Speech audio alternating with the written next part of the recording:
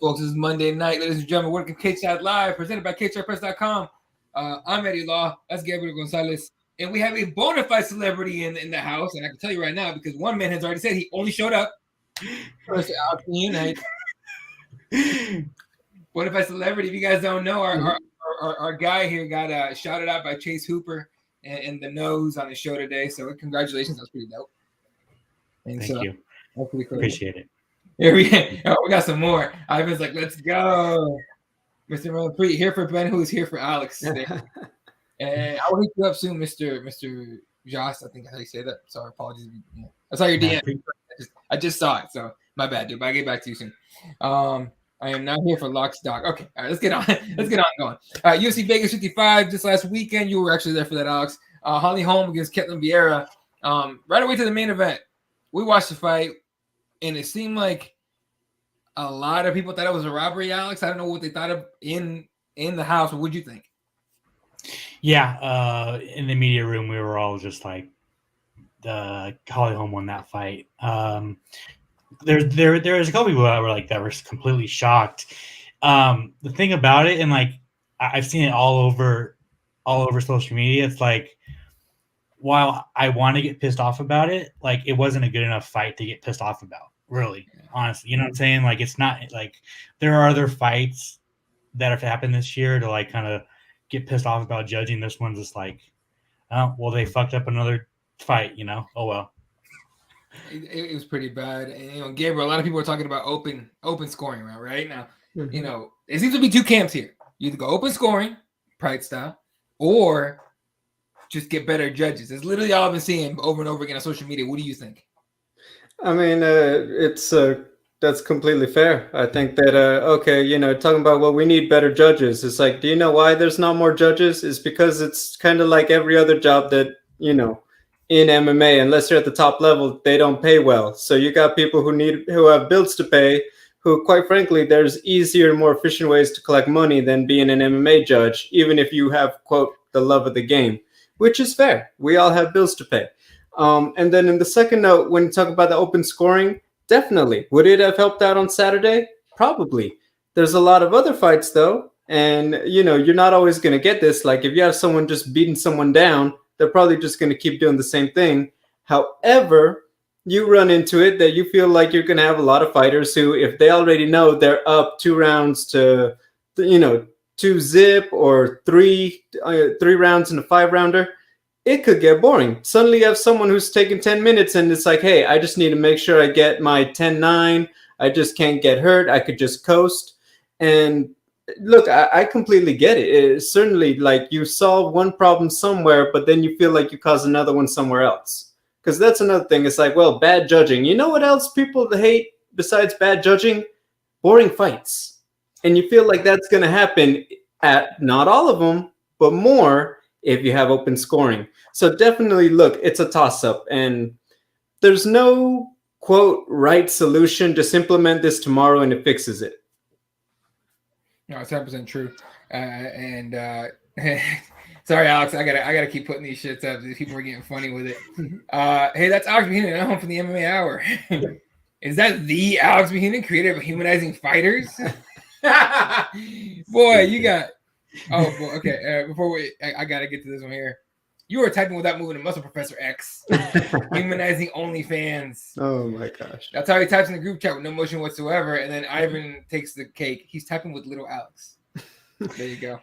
Anyway. I wanted to add on to Gabriel Yeah. another aspect of the opening scoring, and I take this from the MMA. I think Adam Martin said is like there is an aspect too about MMA where like there's an aspect of surprise about being surprised about decisions, right? Like that is an aspect to the sport, and if you take that away,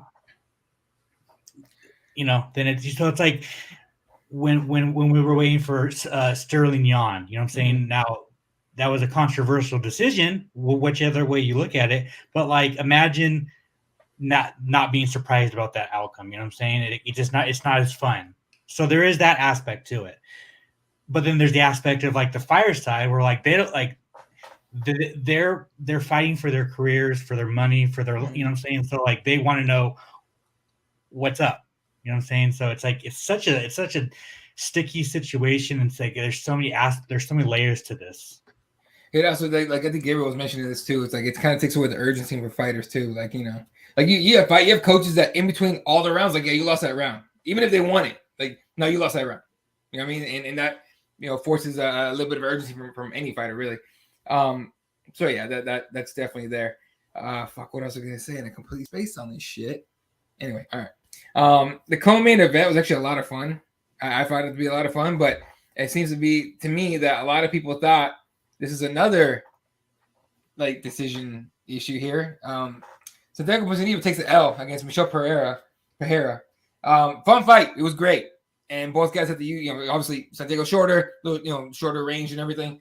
And Pereira is just a fun guy. I mean, he threw a couple of jumping knees that didn't land, but he, you know, still threw the damn thing. So starting here with Alex, what did you think of that decision? Because a lot of people thought Santiago did enough in that one. I thought it was a close fight. It's not a robbery by any means. I think I had Piera winning.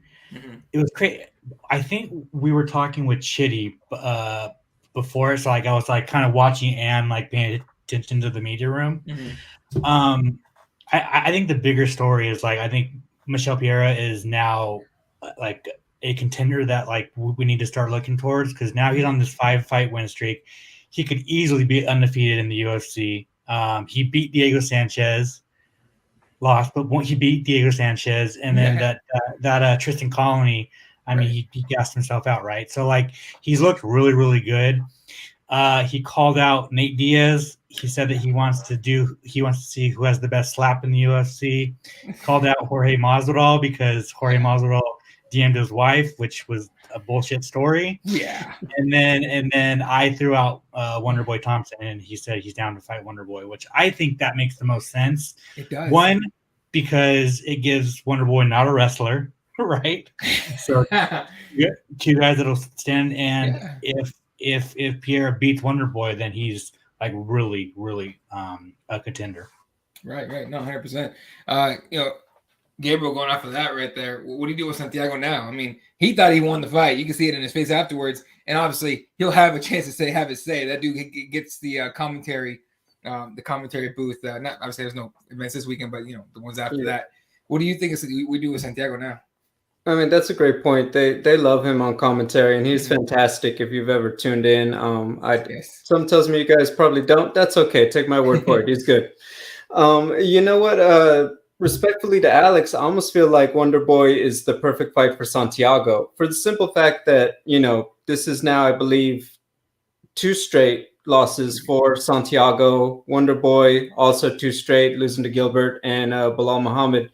So I feel like just momentum-wise, that almost makes more sense. Mm-hmm. Yes, Pereira, this would be that name in the cap, and, you know, obviously Stephen Thompson's a big name, and he's, you know, proven and this and that.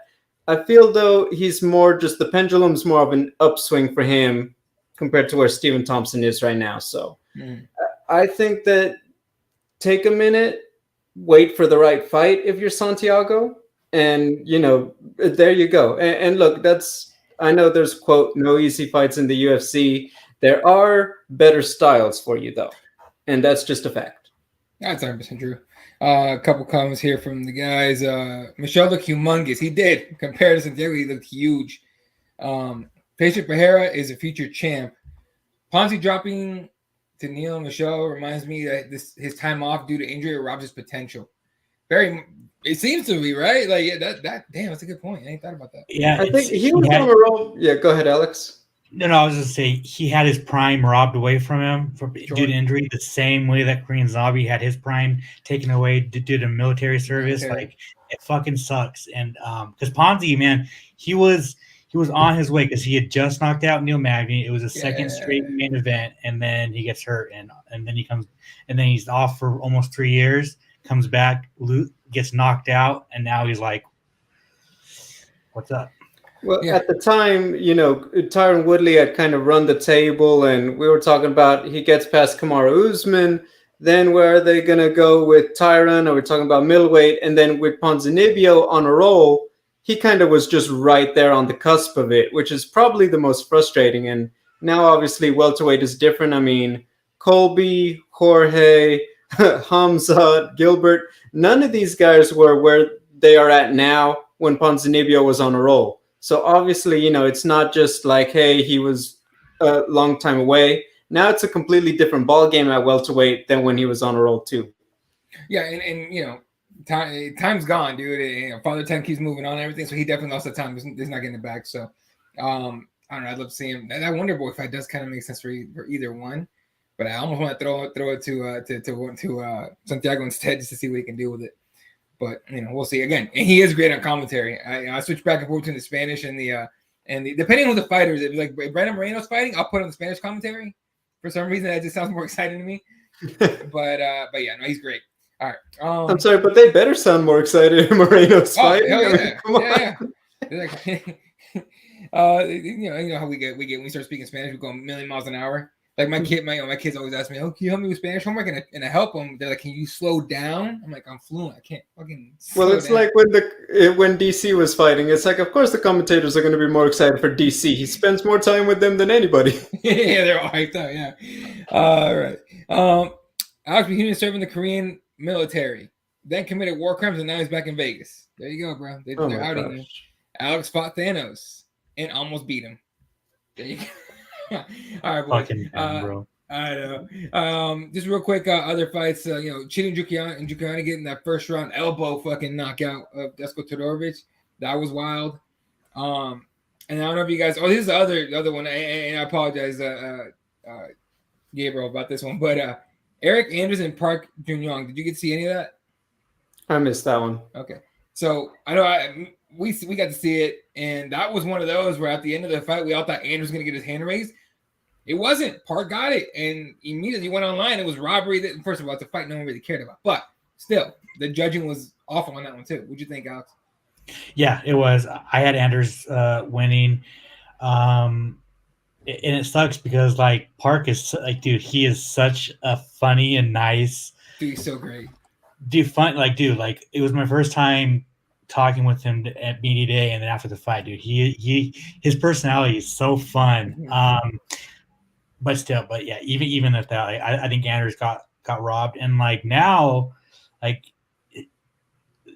these things, like the judges have such an effect on these fighters' careers, right? So like now Anders lost two straight. He could easily get cut from the UFC if they wanted to. You know what I'm saying? So like it's just wild. Like the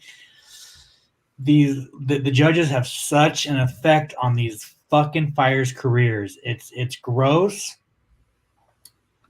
and it's just like, what, dude? Like something has to happen, and right. There's people smarter than me that can't figure it out. But like, dude, fucking figure it out, bro. Like I understand the sport's only 30 years old, but like, come on. I mean, it's probably fair to say that we're in a $1 billion industry, right? If not more, possibly. You would think we better figure this shit out at this point.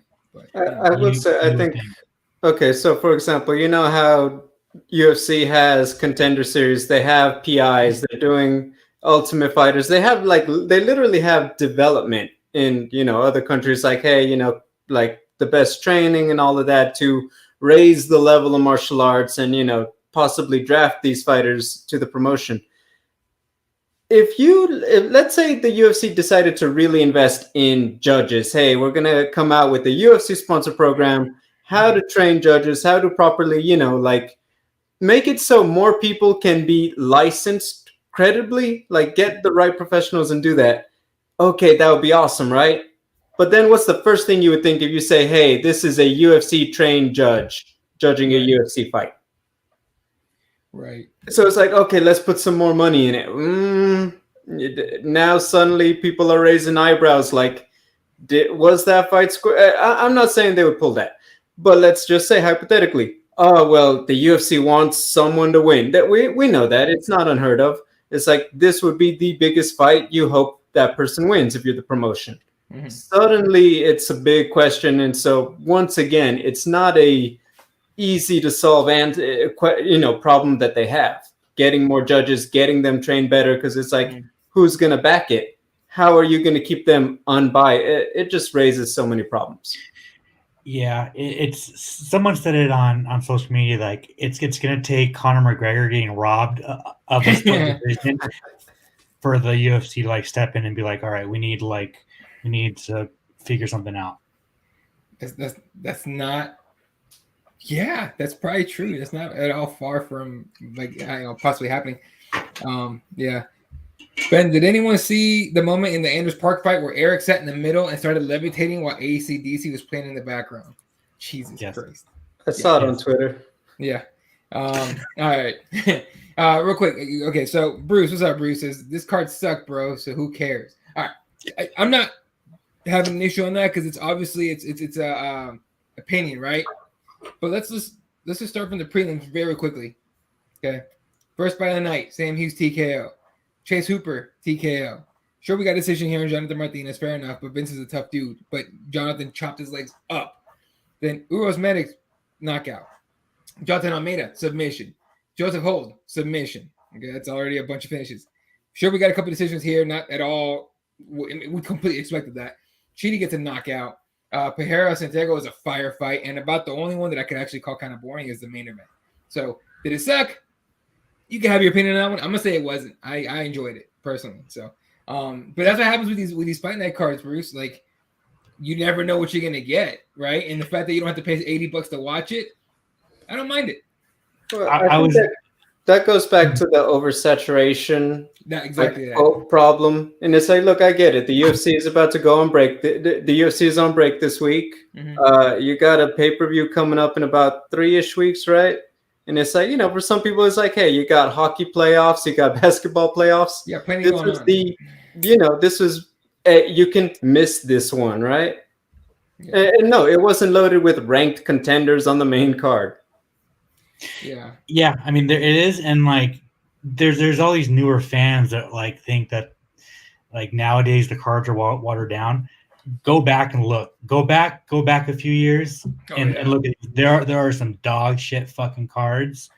And also, like, I was talking with somebody, like, all right, like they have to put on these fight night cards in order to like build prospects. Right. Like, they have to, or else like where the fuck are they gonna put these other fighters on? Like, not all fighters are gonna be put on a UFC card or a stacked ass card. Like they have to put these little mid cards on to showcase fighters in order to bring them to bigger cards. But people don't like to fucking hear that for some reason. They don't. It's like it's not like Bellator who does numbered events every time they do an event, it's a numbered event, right? It's not like a fight night or anything. You could argue that would help them, right? They got a lot more problems than just that. But either way, this is one of those things. So I've been watching forever. So I honestly, even the cards that are kind of like slow, I actually still enjoy them because I like watching the fighting. But I understand the opinion that that some of these kind of suck.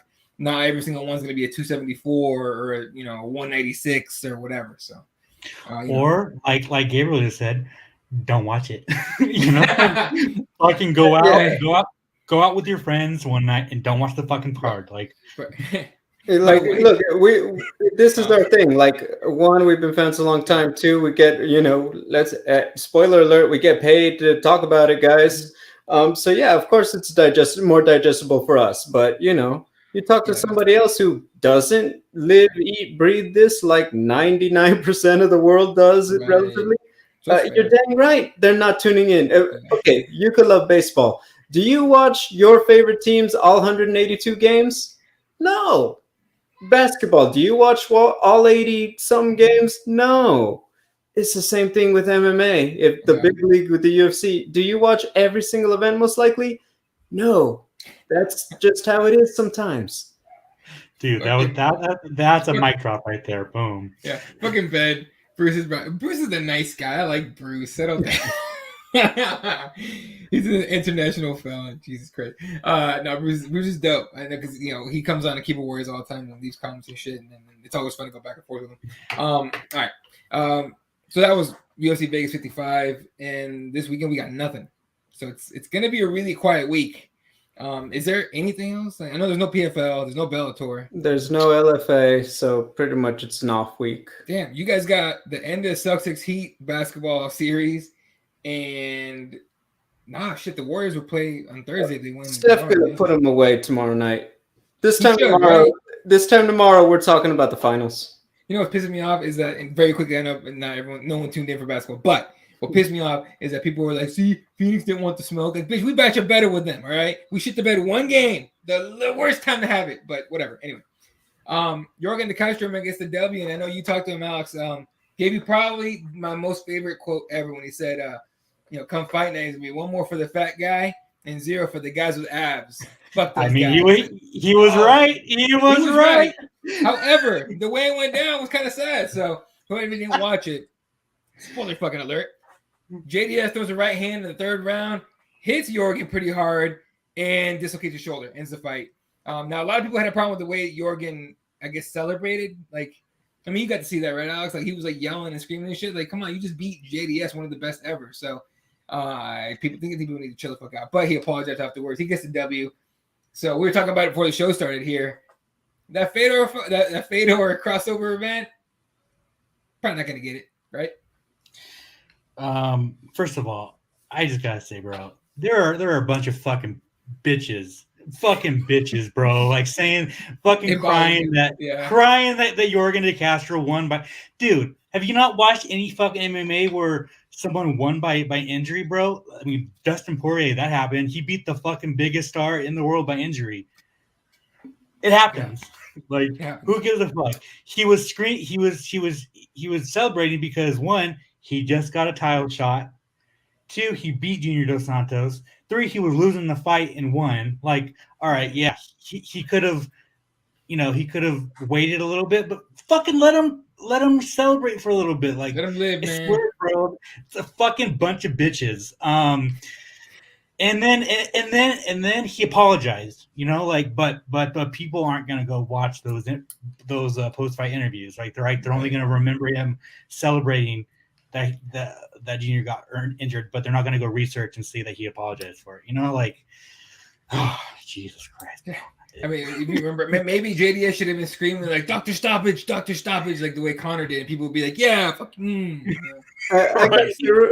Look, I mean, do one of you guys know, does Eagle FC abide by the win bonus pay structure? So in other words, did Jorgen just double his money?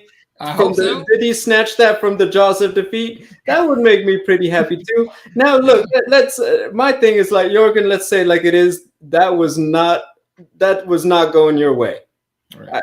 Sorry. And so for me, the celebrating is like you're kind of celebrating how lucky you got a little bit there. But like I said, he just doubled his money. No, he's not getting the Fedor fight. I appreciate it. Shoot your shot, as we all should. It's not going to happen. Bellator is not going to cut a piece of the check for Jorgen versus Fedor. That's just what it is. Mm-hmm. Okay, you still get a title fight. You're still probably going to get re-signed or whatever with Eagle and probably extend that contract now. Good for you. But in the moment, it's like, Jorgen, I know what you're celebrating, and it's not the dub. It's about the luck. Which, hey, people do it in Vegas every day. Every single day. Real quick, if you guys have any issues with YouTube, I know once in a while YouTube gets funky with these live shows. We're over on Twitch as well. So Cageside Press on Twitch. Look it up, hit it up, subscribe. Yeah, I couldn't watch you guys last week. It just wouldn't load, and I'm like, well, I'll just ask Eddie what he said anyway. I don't know why it does that shit, but Twitch always works pretty well and shit. And we're also on Twitter, so at Cageside on Twitter, you can see it on there. So we're everywhere. Anyway, yeah, I don't know what the hell it is about. Coach McGurk says he looked in a little better shape than he did in the UFC. It did. And then Jorgen showed mercy. He could have finished him. That's another point. Yep. Absolutely. He could have done that. He pointed. He goes, hey, he's hurt. He's hurt. And I was like, exactly, dude. Like, dude, there's a bunch of fucking bitches. But would he have pushed the ref out of the way to beat up JDS now? Okay, I know. Yes, he could have. Yes, he should have. But the second you have to touch the ref to do something, it's a downhill slope. But yes, you are very right. Technically, he should have been given the chance to keep going. Mm-hmm. That's Jason High about that, right? Little fucking tiny little push out of the UFC. What about when the ref didn't call it at all? They were trying to pop his shoulder back in place, and then I think they were trying to restart the fucking fight. I don't know. Like, that was weird, right? I didn't know what the hell was going on, and then they were like, "No, he's done." It's like shit. It happens once in a blue moon where a fighter somehow gets a timeout, and I forget somebody like dislocated their finger. The ref stopped it, popped it back in. They kept fighting, something like that, and it's like it's not unheard of. And I do want to hear. It's like, did you just forget to like wave it off in the moment because your fighter safety? I just want to hear it. It's like, yes, that was a little nonsense going on. There you go. All right. Like I said, super light week on MMA and then weekend. And there's really not much else to touch on. You guys have anything else? How about that Thiago Alves versus not Thiago Alves, Thiago Silva versus Hector Lombard. Is there a scary human being than Thiago Silva? Bro, I said that and I got roasted. Bro, I said that and I got roasted on Twitter for it. Did you? No, fuck that. That guy looks like a maniac. And then if you know his backstory, you damn sure believe he's the scariest motherfucker on the planet. Dude, it's because new fans didn't watch him when he held Keith Jardini's throat and pounded his fucking face. But yeah, that fight, Hector Lombard looked for a way out. Sorry. Yeah, there you go. Hector's kind of done anyway, probably. I mean, who knows, right? But no, if you guys don't know, Thiago Silva at one point got into it with the cops and barricaded himself. Okay, just look that story up and then just Google him and go down that rabbit hole. Enjoy yourself. All right. Just going over the headlines here. I mean, Henry Cejudo possibly comes back at 135. He's done 2 USADA tests reportedly, right? So he's in. How many do you have to be in it for like 6 months, right? It sounds. I think they said possibly like late fall, early winter would be the earliest he could come back. What I will say is that he hasn't come out and just like said, "Oh yeah, this is it. This is in stone." Right. But the chatter is that they are targeting. He would have to fight the 35 champ, whether it's Aljo, whether it's a possible Aljo versus TJ winner. And then we can discuss his 145 pursuits. But what I'm hearing is that's what it looks like. If he's gonna be allowed to come back and have his plans, that's what he's got to do first. And it doesn't look like they're gonna waive him his 6 months USADA. I heard that they were trying. There was conversations about doing Cejudo versus Aljo,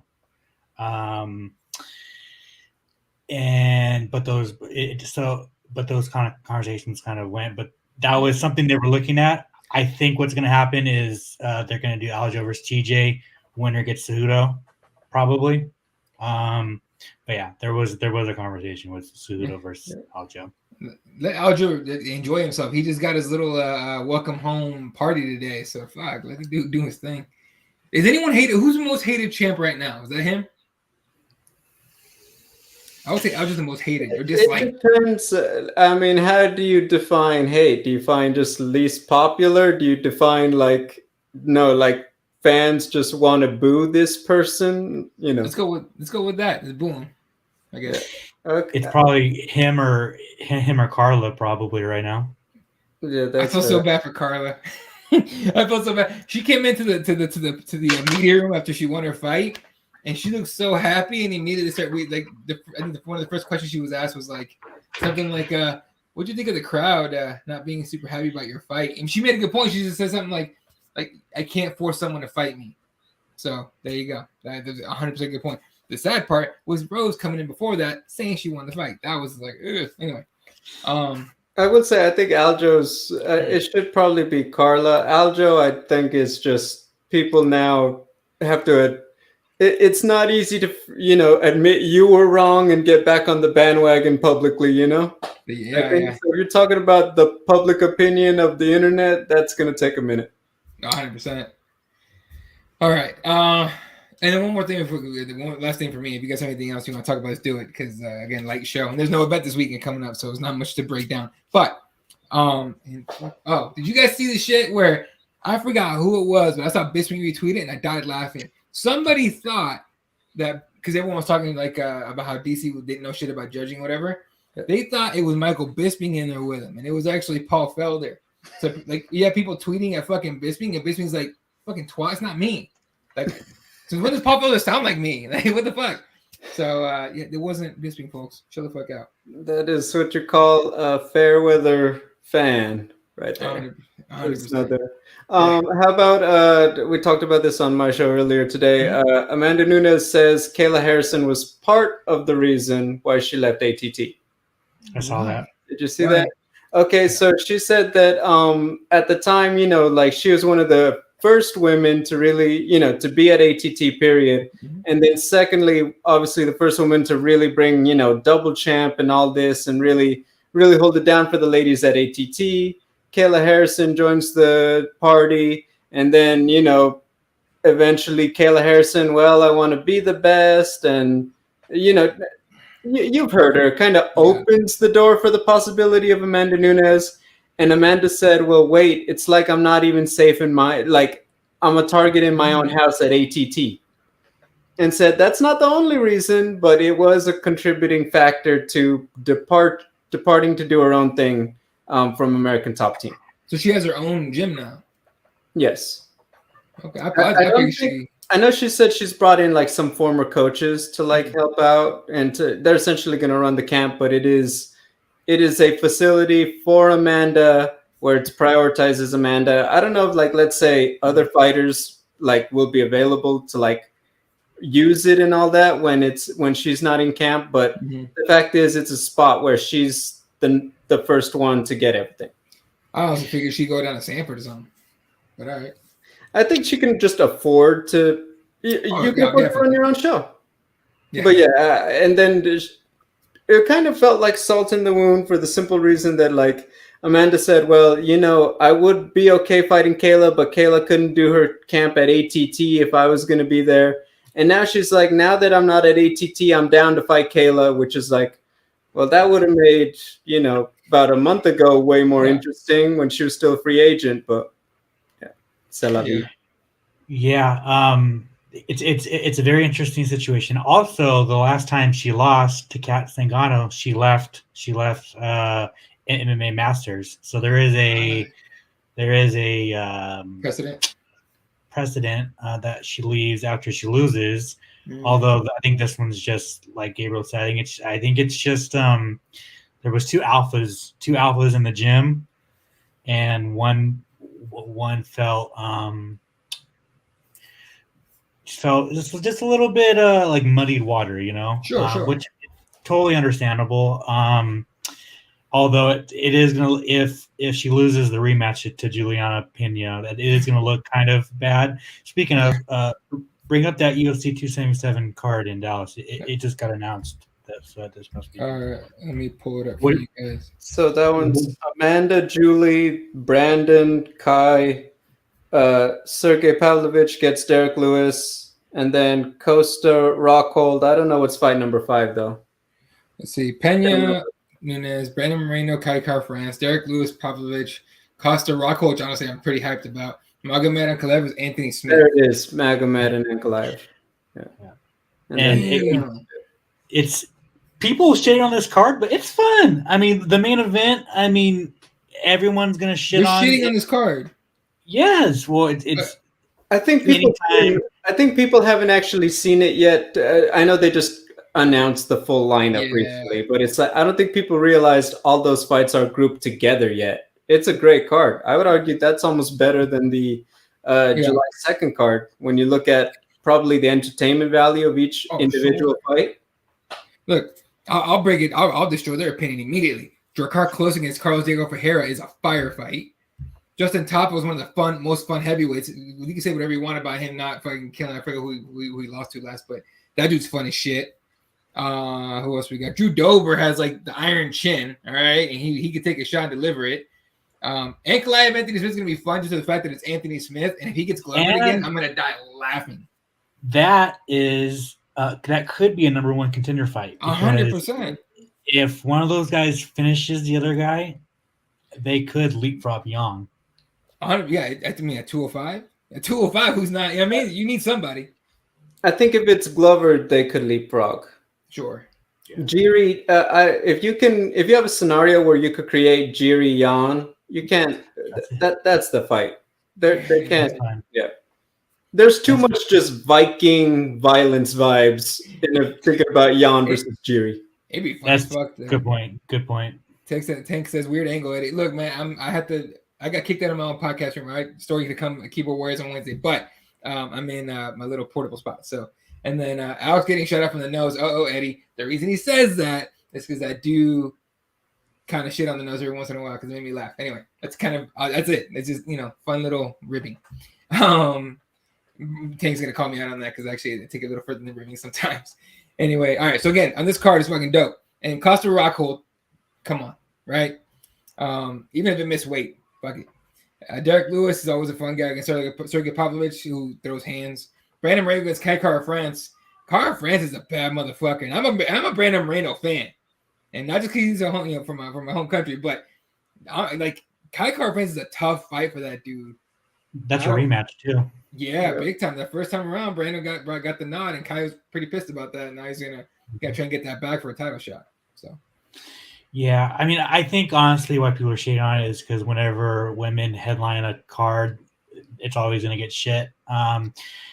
And I mean, but this, it has to happen like this. It is a headlining fight. Like who do you got in the rematch?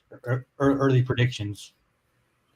Brandon, I'm not falling off the wagon here. Oh, sorry. On the main event? Ooh. Main event. Shit, dude. I don't know. Everything I see from Amanda tells me that she's not all there anymore. You know what I mean? I think Pena wins it, dude. It'll be a different fight, but I think she wins it. What about you, Gabriel? Nunes. I think she's just kind of going to come in there like Aljo versus Peter Yan too. And just like, I know what you're saying and all this. And she's just going to come out and she's just going to execute like so much better. I think so too, man. I think she overlooked Juliana Pena. Also, it was the first time her going back down to bantamweight in a minute. There was also COVID, they said COVID. Yeah, she had COVID. And the fact that Juliana Pena said that she heard that Amanda Nunes wasn't in the gym training. So like I think Amanda Nunes just thought she was going to go in there and smoke her, and obviously it didn't happen. So I think Amanda Nunes goes in there, beats her. If she does, do we get the trilogy? Yeah, of course. No, I think that I want to see Ketlen and Jermaine possibly get some fights in there before that. Maybe Valentina. I want to see a bit of that before we just jump into. I know it was dramatic, biggest upset in women's MMA, blah blah blah. I don't know if I'm ready to see a Nunes Pena trilogy back to back, a la Figgy Brandon. Okay. I'd much rather see a trilogy between Nunes and Shevchenko. Yeah. Oh yeah, and Shevchenko already came out, I think today or yesterday. I can't remember. She said something about she by the end of 22 she wants to fight for the bantamweight belt, which I'm sure Ketlen's not happy about hearing. I think that's the state of flyweight. She kind of feels like, well, we could line up Alexa Grasso if I win this one, or it's time to go after the big fish. Sure. She's definitely getting to the point where John Jones was, where like he's like Thiago Santos, Anthony Smith, Dominic Gray, like these fucking young guns. Which there are some really legit flyweight contenders coming. Aaron Blanchfield, Savage, Tracy Cortez, Savage, my girl Miranda Maverick, Savage, Casey O'Neill, Savage. So there's these girls coming, but they're not ready to fight Valentina. And I feel like we just have to have her fight Amanda before Amanda's too washed, if that makes any sense. I'm with that. I'm with that as well. Mind you, the other whispers that you hear is Amanda was like fight one more time, win her belt back, and then retire. So you never know. Like she might be ready to just be a full-time mom. So I mean, she probably doesn't want that Valentina smoke. Let's be honest. She admitted herself. It's like, I mean, I've been a double champ. I've run the table. Like every fight isn't even like, okay, Valentina. She's got 2 wins over Valentina. Every fight now is about could someone upset her. It isn't gonna add to her legacy. Same thing a little bit with Valentina now. It's kind of like, look, it's like I've done so much that it's like anything it's about can they upset me, not can I be more spectacular than I've already been. 100%. Father Time is undefeated and not to Glover. Dude, she's got like 8 years before she's as old as Glover. She'll be fine. Glover is going to meet Father Time in next month. Oh my! But nose was wrong about you, Alex. But what was saying? So, and I mean, and also like fighters. There's a lot of examples of fighters going down towards the end of their career, and it's just like, what does she want her legacy to be? Right? Like does she want to go out losing to Pena, and then say she beats Pena, but then she loses to Shevchenko? You know what I'm saying? And then there's also people are going to be like, oh well, she's not the GOAT anymore because now Valentina beat her. You know what I'm saying? It's just like, it's just crazy. Yeah, and the GOAT shit. Real quick, Darby May brought a good point. How'd you forget about Figueroa? She's the biggest threat to Valentina. She ain't gonna get there. She needs to fight somebody. She needs those big fights. Like, okay, I know Alex, for example, like you give me a hard time with Makhachev. Fyodor Manin, the fact is she needs to get a Chukagian and Alexa Grasso on her resume before we have those talks about Valentina. Could she do it? Absolutely. She needs those fights first. She can't jump from where she was at to Valentina next just by process of elimination. Sorry. Same thing with Alexa. You need to add that top 3 girl, and let's light the fire. Then let's do it.